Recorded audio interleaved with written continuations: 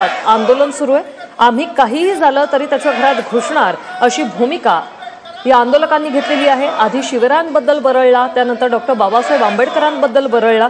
तात्काळ अॅट्रॉसिटीचा गुन्हा दाखल करून राहुल सोलापूरकरला अटक करा अशी मागणी जी आहे ती आंदोलकांकडून केली जाते।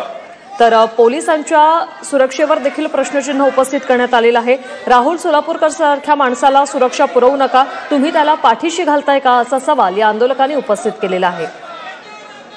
वंचित रिपाईचं हे आंदोलन, अॅट्रॉसिटीचा गुन्हा दाखल करून त्याला अटक करा। पोलिसांचा मोठा बंदोबस्त या ठिकाणी तैनात आहे, बॅरिकेटिंग करण्यात आलेलं आहे। मात्र या बॅरिकेटिंगवरून चढून आत शिरण्याचा प्रयत्न आंदोलकांकडून करण्यात आला होता। मात्र पोलिसांमध्ये आणि आता आंदोलकांमध्ये सध्या बातचीत सुरू आहे।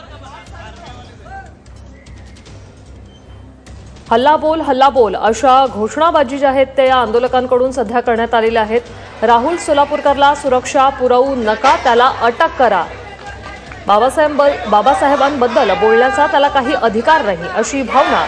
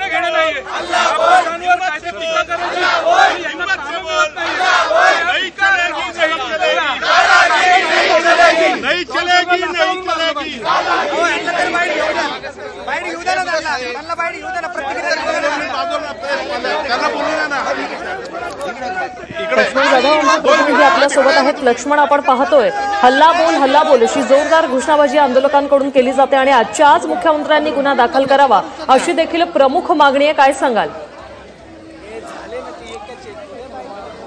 समोर म्हणजे 200 मीटर वरती पोलिसांनी जे बॅरिकेड केलं आहे त्या बॅरिकेडच्या समोर आता आंदोलकर्ते जमा झालेले आहेत। आरपीआय असेल किंवा वंचित आंबेडकरी कार्यकर्ते या ठिकाणी जमा झाले आहेत।